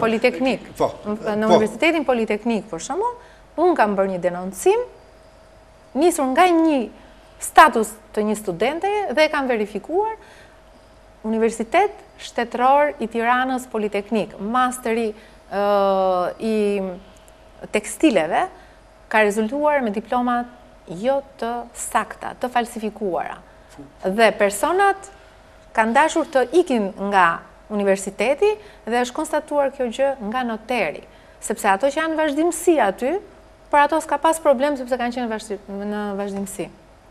Nuk kanë parë asnjë reagim, studentët dhe sot i kanë të pasgjidhur. Ja, ky është sistemi arsimor që na kemi. Janë 23.000 student, ma tregon dikush këtë edhe është një kështu, për 3 vite nga 600.000 lek bëjnë afërsisht ndonë gati $7 milion, janë plus në masterin, dhe gjithsej bën $60 milion në vit, të cilët nuk din ku shkojnë, janë parate vetëm e studentëve. Çfarë ndodh? Në fakt, me sa informacion kam unë, për sa i përket Universitetit të Mjekësisë, na është shpjeguar se si pagesat tona shkojnë në funksion të administrimit të universitetit. Sot me VKM-n e nxjerrë nga qeveria, çfarë bën me $60 milion? Sot me VKM-n e nxjerrë nga qeveria, në të cilën ne paguajmë gjysmën e tarifës së studimit, rezulton që Universiteti i Mjekësisë falimenton në qoftë se nuk merr fonde shtesë nga qeveria. Pra, lind me të vërtetë ajo pyetja se ku shkojnë këto fonde dhe çfarë bëhet brenda një universiteti që duhet kushtojë kaq shumë. Jemi shokuar dhe nga shifra të tilla që kemi parë, për shembull me që e përmendët rastin e Politeknikut. Dekani makinën kaq lek, rojet kaq lek, tarif për naftën kaq lek, domethënë shifra shumë të çuditshme. Shifra të çuditshme. Euro, ishin euro. Shifra me disa kështu. Zonja ministre, sot është shkarkuar drejtoresha e Arsimit, se hape atë të falsos, sepse një shkollë private që falimentuar para 4 vjetës, Flabina, shpërndon diploma me vullën dhe të ministrisë dhe të drejtorisë arsimore, dhe shkarkuar drejtorisë arsimore e Tiranës. Nuk është vetëm kjo, është më e madhe plaga. Si shpjegohet që ky shtet jon edhe vullën e ka të falsifikuar? Ose kjo ministri, kjo ministre, që ka ikur, se kjo duhet të përgjigjet penalisht. Është, unë nuk e di, domethënë nuk gjej dot fjalë, është një gjendje alarmante. Se di në ministria që është mbyll kjo shkollë, ka 3 vjet, 2 vjet. Si nuk e di ministria e di. Si e furnizon me dëvërtetësi? Nuk e di, që ka një rast, domethënë nuk kam qenë e zënë edhe nuk dëgjova pak, po nuk e di problemin në thellësi, po çfarë ky është fenomeni, domethënë që një shkollë e mbyllur lëshon. Në 2016 shkolla. 3 vjet. Absolutisht që Ministria e Arsimit sigurisht që ka informacione, sepse këto diploma dhe këto dëftesa nga dalin, ku shkojnë? Pasi Ministria e Arsimit sigurisht të gjitha shkollat... Po jo, po pa diskutim, ajo të gjitha shkollat pa tjetër që pajisen nga Ministria me një listë të shkollave të cilat janë të mbyllura, apo që, sepse ti verifikon, pastaj verifikimi në fakt dhe në lëvizje bëhet nga drejtoria arsimore. Prandaj si duket drejtoresha, si duket që ka marrë mas në këtë, nuk jam në dieni të... Duhet ta njoh problemin mirë. E kam të falsiteti. Ke falsiteti, shiko, këtu tek ne nuk mam përgjegjësi askush. Qeveria apo ata që janë në pushtet, duket sikur kanë në dorë dhe gurin dhe arën, dhe nuk mban përgjegjësi absolutisht pasojat që mund të sjellë një veprim për studentët, për nxënësit dhe për familjet shqiptare. E njëjta gjë ka ndodhur dhe mbylljen për shembull të, nëse keni vënë re shpeshherë nga Ministria e Arsimit, atë që ato përmendin shpesh si sukses dhe që është bërë në këto vite, është mbyllja e disa universiteteve private. Shumë mirë që bërë ata kur e pa që paguan €5.000 këta të mjekësisë, kishin nga Kristali, kishin vajtë shtetëror, dhe ata paguanin dyfishin e kohës, sepse i thoshte ajo ke firmosur kontratën për në mënyrë të tillë. Të siguroj që është më shumë se dyfishi. 3 fishin, 4 fishin. Në lidhje me... Studentet e transferuar, paguajnë tarifat njësoj si studentet. Ishin rreth 206 studentë në Fakultetin e Mjekësisë. Në qoftë se transferohesh nga privati në shtet, nuk përfiton nga tarifat e shtetorit. Paguan 1/3 e studimit në privat, pra dikun të 1.300.000 lekë. Në varësi të privatit ku ato kanë qenë. Një nga arsyet sepse këto student janë bashkuar protestës me meme nga më të ndryshme, dhe kjo e solli dhe në vëmendje të publikut këtë problematik, ishte pikërisht kjo. E fakti që nuk janë të barabartë. Pra bëjnë në të njëjtat salla me ne, në të njëjtat klasa me ne, në të njëjtat kushta me ne, të njëjtin vit me ne, dhe trajtohen në një mënyrë shumë të tmerrshme dhe mizerabël. Nuk shikon ministria, çfarë ndodh? Çfarë ndodh zonja ministre? Do në ikonoloni këto punëve, u vinin informacione të tilla. Si mund ndodh që nga 400 studentë Fakultetin e Mjekësisë, 206 pagojnë nga 5 milion, që bëjnë të njëjtën gjë, futen në hanë të njëjtën gjë, dhe 206 të pagojnë nga 600.000 lekë. Shika, jo pa qëllime përmenda këtë, sepse e quan sukses që mbylle dhe thua shpëtova arsimin shqiptar, duke na hedhur risive, por ndërkohë ti ke përgjegjësi dhe për mbylljen që bën. Sepse aty janë mira student dhe familje të cilat kanë investuar dhe nuk e kanë fajin ato. Do fajsosh një qeveri që ishte më përpara dhe i hapi, okej, por ti fajsosh njësoj edhe për mbylljen.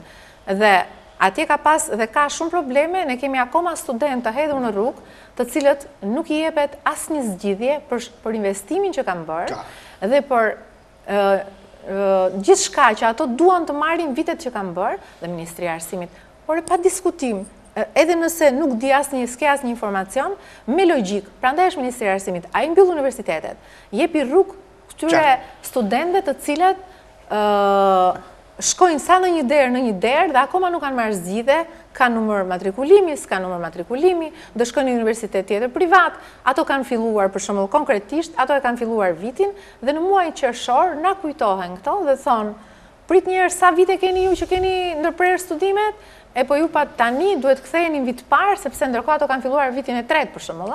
Por kanë pas një ndërprerje dhe i ka kaluar koha e ndërprerjes, është barazuar me vitet e studimit dhe sipas ligjit ata duhet të ktheheshin në vit të parë. Por ndërkohë ka qenë mes i vitit dhe ato kanë qenë mes vitit. Domethënë është një kolaps i plot. Është kolaps. Dhe dëm ekonomik dhe dëm pa diskutim. Po mos harrojmë që kemi të gjithë sistemin arsimor. Flasim për arsimin e lartë, sepse u ngritën studentët në protestë dhe shpërthyen më në fund dhe thanë që bollma, se jemi kuthret qameti. Mund them që greva është në pikun e saj, je bashkuar grevës pedagogëve? Unë ju kam bashkuar grevës studentëve që ditën e parë, kam shkuar atje ke studentët, i kam mbështetur, kam bërë thirrje, kam dalë në disa media kur më kanë ftuar dhe kam thënë që duhet jeni të gjithë bashkë me studentët. Kjo e studentëve realisht nuk ka ngjyrë. Dhe nëse kanë tentuar që të futen dhe të pengojnë studentët, sepse i përkasin një partije, jo këto që janë në pushtet kanë frikë se po ikën pushteti, kanë bërë gabimin më të madh. Studentët jo, sepse janë të gjithë të vuajtur atje. Kam lexuar një shkrim shumë diskriminues. Atje Alçeri që thoshin marksist-leninist, 2-3 gazeta shqiptare, të cilat ishin pro-qeveritare. Atje në popin e menin dhe i bënin biografinë e tija, ja bënin më të zezë. Ç'është ky gazetar thoshin që ka vajtur dhe ishte pedagog. Një 3 pedagogëve tjera të juridikut, çfarë nuk i kishin bërë, çfarë nuk i kishin thënë. Çfarë është kjo lloj? Jemi servil në gazetarë për të shërbyer qeverisë dhe bëjnë copa këta pedagogë që kanë bërë, që bashkon me grevë, apo çfarë ndodh? E shpjegon dot? Unë nuk e shpjegoj dot, po them kanë shumë kuraje që kanë bërë këtë gjë, sepse ata studentët nuk do të harrojnë kurrë, domethënë, ata janë goxha të rritur, ne kemi studentët 20, 25, 30 vjeçar, por them jam shumë kurajoz. Edhe autori i shkrimit ishte edhe fëmija e tij ishte me bursë nga Rion Velia. Janë shumë kurajoz në fakt ata pedagogë të cilët kanë guxuar të kërcënojnë dhe të shantazhojnë, sepse mua më thanë dhe studentët në fakt, megjithatë unë prapë më duket kështu si e pabesueshme që të dalësh përpara studentëve që jo kanë të drejtë. Këto në fakt nuk duhet kishin hyrë fare, këto duhet të ngrishin këmbë gjithë Shqipërinë, sepse këta janë studentët më të varfër në Europë, këta janë studentët më të shpërfillur, më të paushqyerit, më të paveshurit. Nuk i afrohet asnjë gjë në shkollë. Vetë se kanë emrin që janë në një shkollë të lartë, absolutisht asnjë gjë. Disa pedagogë që mund të jenë me integritet dhe që punojnë, asgjë më tepër nuk kanë. Nuk fitojnë aftësitë që duhet. Kanë një dallim shumë të madh nga bashkëmoshatarët e tyre në Europë, duke filluar që nga mënyrat menduarit dhe të konceptuarit. Dhe këtë e kanë peshqesh pikërisht nga ne të gjithë. ky është sistemi arsimor që ne kemi ngritur dhe që vazhdojmë ta mbajmë kështu. Unë mendoj që ai fakt kjo që po ndodh tani e ka marrë rrugën për mirë, që në momentin që është përtheu dhe unë mendoj s'ka zot që ta mbyllim më këtë gjë. Ne sigurisht jemi në pritje edhe të asambles tjetër që të bëhet dhe kemi bërë thirrje të gjithë asambleve të fakulteteve. Ka bërë gati policina, jeni përgatitur? Nuk ka rëndësi fare, ajo është do të jetë finalizimi, domethënë, këta student në fakt ka një të drejtë që t'i thon pedagogëve që pavarësisht se kanë qenë në zë, do të kishin qenë në fillim krah tyre. Ja, Klarisa, ma shpjego edhe si studentët dhe si pedagogë. Që nga fillimi i protestës është tentuar nga ana e qeverisë në forma të ndryshme të na propagandojë për të na kthyer kundër njëri tjetrit. Ka ndalë artikuj pa fund që i quanin studentët njëri kësaj partie, tjetri kësaj partie, si ti ndajnë nga njëri tjetri. Sot se kur, shkrimet e sot me ishin atë frymën e përçarjes. Dëmi vazhdon akoma. Sos një sistem i tillë, po vazhdon dëmi tani duke futur përçarje. Përveç përçarjes brenda studentëve kanë tentuar të bëjnë përçarje edhe me pedagogët, se këto lajme që ju po thoni nuk janë rastësisht aty. Janë marrë emra me emra konkret, i kanë tentuar. Mund të ketë çfarëdo lloj kusuri ai në popje, gazetari Top Channel, po ai është një djalë që emisionin e bën me aq seriozitet edhe si pedagog, një pedagog më komplet. Unë po ju them, është tentuar në mënyra nga më të ndryshme që të propagandohet situata, të na armiqsojnë ne me pedagogët. Unë ndjeva shumë e lumtur kur pash lajmet për mbledhjen e asamblesë së pedagogëve në fakultetin në FSHS-n, dhe në të them të drejtën është një reagim i vonuar dhe i munguar. Duhej që në fillim pedagogët të dilnin kaq hapur në mbështetje të kauzës së studentëve. Në fakt ato kanë dalë. S'është asnjëherë, Universiteti kanë dalë duke firmosur. Shumë pedagog kanë dalë duke firmosur, duke duhet. Në fakt në një farë mënyrë ishte edhe vetë problemi i studentëve. Klarisa ishin në një presion të madh qeveritar, dirama i jo, po respektuan dhe studentët. Respektuan studentët. Vetë në studentëve që kërkuam të na rrinë larg të gjithë. Por në këtë moment është gjëja më e mirë që na ndolli ky bashkim i forcave të pedagogëve dhe studentëve. Është një shtys, është ajo shtysa që na mungonte për të vendosur se si do ta vazhdojmë situatën, sepse ne nuk kemi dorëzuar. Me të vërtetë disa studentë janë kthyer auditorëve, por këtu nuk do të thotë janë studentë paguar, janë punë shtet ata. Po ti shikoj ata që ishin u kthyer nga juridiku punonin gjithë. Ata janë të friksuar sepse është përdorur pikërisht. Jo, janë të friksuar. Janë koshient nga gjëra të tjera. Jo, janë të friksuar, beto mos u çudit.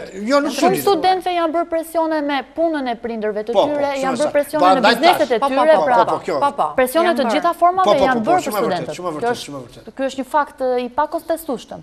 Por, kjo situatë na jep një spunto shumë të mirë për të menduar se si do ta vazhdojmë më tutje. Qartë. Do bjerë ligji arsimit? Si e ke idenë? Kjo ministria e re ka lëshuar 4 nënje të këtij ligji. Por nuk ka lëshuar ligjin. Tani, në këtë situatë në fakt që është qeveria vetëm gabime bën. Protesta e studentëve e ka dërmuar atë, e ka vënë, e ka kryqëzuar aty dhe ajo tash vetëm se bën gabime. Dhe çfarë bëri? Bëri një tjetër gjë që do të dëshmon akoma më shumë se në çfarë halli e kemi sistemin arsimor. Dhe sa hall të madh kanë këto studentë që nuk po mirë arsimohen. Kanë nxjerr disa VKM, pra disa VKM, vendim të Këshillit të Ministrave, në paktin për universitetin që ato janë akoma më zi. Ato janë në kundërshtim me kushtetutën. Fakulteti i drejtësisë, njerëzit kompetent të ligjeve, i morën dhe i analizuan dhe i kanë zbërthyer se si shkelet e drejta kushtetuese aty. Se si ligji i arsimit lartë që vetë kjo qeveri dhe kjo ministri e futi në fuqi, se si shkelet hapur. Tash më thoni mua, kuj do të referohemi ne nëse është diçka me ligj apo pa ligj? Sepse ky ligj arsimi ka rënë sepse ti thua gjysma është bërë VKM, gjysma është bërë pa diskutim. Jo, qartë, unë të kuptoj shumë drejt. Ti e konstaton si specialiste, unë nuk konstatoj. Ligji nuk funksionon sepse ligji vetë kur ka hyrë në fuqi, ka hyrë, po më duket tani me qëllim që mos zbatohet, sepse kanë qenë 43 akte të munguar ligjore, të cilat ata do ta bënin ligjin të zbatueshëm, ndar nuk ishte shtërus. Tani këto akte nuk dilnin. Dhe kur kanë dalë me vonesë, që do të thotë, akti që del, nuk del për një veprim që ka ndodhur pas, po kërkon një veprim që do të vi. Fuqia paravefuese e shkatërron ligjin në keq. Ndërkohë, ka ndodhur që pa dalë akti është bërë një veprim. Ai ka qenë kundërshtim kur ka dalë akti, domethënë është një zallamahi e pa imagjinueshme. Ministria e Arsimit, një gjë është shumë e sigurt. Universitetet janë në ditë të zeza. Universitetet s'kan as liri akademike, as autonomi financiare. Kjo është gjithë lufta që po bëhet. VKM-t që dolën, që janë antikushtetuese, që dolën tani, gjoja për paktin për universitetin, qartë, jo për të rregulluar prekin direkt përsëri autonominë në universiteteve. Por janë bërë universitetet as si kopshtet jo. Universitetet kanë pavarësi. Kanë, prandaj është ajo autonomia universitare, sepse të jetë larg ndikimi politik nga shkenca. Të kuptoj. Klaris, komenti jot? Shumë e drejta ajo që tha, sa për pyetjen tuaj, a ka rënë ligje. Në momentin që mira student, të cilët janë pjesë universiteteve, dalin në shesh, që nuk po vjen në për shkollë. Dhe bojkotojnë, ligji është i rrëzuar, është i rënë. Në momentin që ndryshohet ministra dhe ministria e re del dhe ndryshon 4 nene dhe nxjerr VKM për këtë ligj, ligji është i rënë, është një dështim. Në momentin që qeveria del dhe ndryshon 7 ministra, qeveria vetë është e rënë, me këtë ndryshim masiv që i bën vetvetes. Pra e vetmi problem është që qeveria nuk do ta pranojë që ka rënë dhe nuk do që të largohet me dinjitet dhe thotë po, ligji u rrëzua sepse ishte një dështim, qeveria u rrëzua se ishte një dështim. Kemi ngelur në atë momenti ku ata nuk duan ta pranojnë, por që janë të rëna dhe i gjithë opinioni publik është shumë i qartë për këtë pjesë. Thuaj diçka për studentët që janë ndarë në 2 grupe. Janë një par studentë që kërkojnë që të vazhdojë protesta dhe ashtu dhe kemi një grup tjetër i cili do të bëjë mësim. Neve nuk mund të injorojmë ose nuk mund ta injorojmë vullnetin e tyre. Si do ta zgjidhim këtë ngërç? Absolutisht nuk duhet. Sepse është në drejtën e tij dhe ai student që do të vazhdojë atë absolutisht nuk duhen injoruar. Sa ky është mozaiku i demokracisë, duhet të respektuar. Nuk duhen injoruar studentët që duan mësim, por duhet kuptuar diçka. Pse duan disa studentë të shkojnë në mësim dhe pse duan disa të tjerë të vazhdojnë të bojkotojnë? Studentët që duan të shkojnë në mësim janë freshist. Po e them me termin freshist sepse janë të identifikuar si të tillë. Studentët që duan të shkojnë në mësim janë ato që janë në presion direkt që do humbisni vitin akademik. Janë në presionin e notës. Jo në të gjithë fakultetet, por në disa fakultete ka pedagog të tillë që janë të lidhur direkt me pjesën politike dhe bëjnë presione të tipit të notës. Pra viti dhe nota janë ato 2 presione direkte që e detyrojnë një student që t'i kthehet auditorit. Ka dhe nga ato që kanë dëshirë që t'i kthehen auditorit sepse mendojnë se kjo kauzë po shkon drejt fundit dhe është më mirë që t'i kthehemi normalitetit. Kjo është shumë e drejtë. Duhen respektuar si njëra palë, si tjetra palë. Por jemi në një moment ku në qoftë se ne dorëzohemi nuk do marrim zgjidhje as ne dhe as brezat pas nesh. Kemi nisur një lëvizje e cila jo më kotuhet të ketua si shpresë për shqiptarët. Në qoftë se ne e lëm pishtarin e shpresës të fiket sot, a do ketë fuqinë ta ndezë dikush tjetër nesër. Prandaj jam shumë pro atyre që duan grevën, duan bojkotin, dhe vetë jam një nga ato që dua grevën dhe dua bojkotin, por gjithashtu ju keni shumë të drejtë kur thoni që dhe pjesa tjetër duhet respektuar mendimin e tyre. Qartë. Ma mbyll këtë intervistë, zonja ministre. Më thuaj fjalët e fundit, çfarë do ndodh? Si e shikon? Protesta është e fituar. Qartë. Si mendoj, po sepse protesta është e fituar, sepse unë shikoj dhe studentët. Pavarësisht se një pjesë e tyre janë kthyer dhe nuk dinë dhe ata të gjithë kanë të njëjtin mendim. Zysh, ne arritëm të fitoni me këtë që bëm, sepse nëse ne nuk do arrim të fitojmë, çfarë do ndodh? Unë gjithmonë jap shpresë dhe një pyetje shumë e domosdoshme. Jo, ata kanë fituar dhe unë mendoj në ditët pas do të vendoset gjithçka, sepse ne kemi lënë një asamble dhe mendoj që ajo që do të vendosin dhe pedagogët, të cilët të dalin stafet akademike dhe ato pikën e parë kanë mbështetjen për studentët dhe jo denigrimin e figurës, se e di çfarë po ndodh një në këto momente, domethënë shumë gjëra shkojnë bëhet dhe një dëm tjetër i madh. Ne nuk na ndahet shpirti dot nga të dënuarit kolektiv, se ne kemi një periudhë 50 edhe 28, domethënë ne kemi kaluar shumë vite. Tani, në këto momente të vështira, ministria për të shpëtuar, për të shpëtuar vetë, dënonte tërfisin e internonte, njërin e pushkatonte, njëri kështu. Për të shpëtuar vetë, ministria i ka drejtuar gabim këto.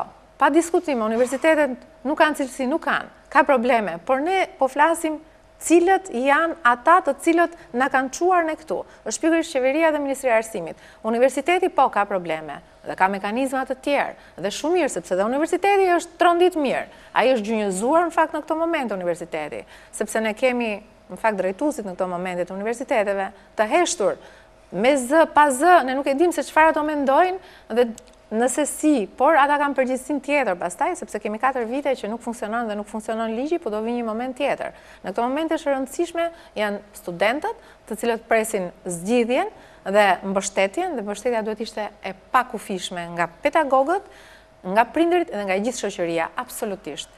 Unë jam përmballur këtë periudhë me shumë mendësi të ndryshme, sigurisht ato janë të paqartë, dhe propaganda ka bërë punën e vet. Por ajo që është rëndësishme është që ne nuk kemi arsim cilësor. Dhe kjo është gjëm për vendin. Kjo është gjëm për vendin sepse këto janë shoqëria nesër. Duke i ndërtuar këto, duke i mbytur çdo iniciativë, çdo fjalë të lirë, po sigurisht me ashtu do ta kemi dhe shoqërinë nesër.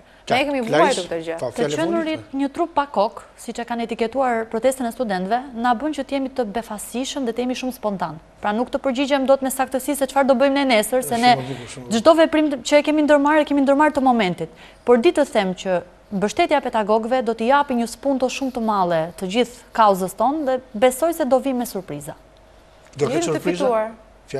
Bërna një minutë, më thoj. Do ketë surpriza? Besoj se po. Unë nuk kam të shtoj më tepër. Të falenderoj zonja ministre që kishte në studio. Të falenderoj për mendimet e vlefshme që na dhe. Ti i shikon gjërat me qetësi dhe me kujdes dhe mua më bën përshtypje. Faleminderit. Klarisa, unë të falenderoj, ti je një vajzë artikuluar që unë të kam zili. Si ty janë e vepam me qindra më mira studentë në këtë protestë dhe të shikojmë. Të nderuar teleshikues, falenderoj sponsorin tim kryesor, Lajthizën, Gjep ose Gjip, siç e ka i Western Unioni që shetat makinë mrekullueshme, me okazion dhe me forma të tjera. Falenderoj dhe Evon që mbështesin për këtë emision. Mirupafshim në puntatën tjetër. Faleminderit për vëmendjen, nderuar teleshikues.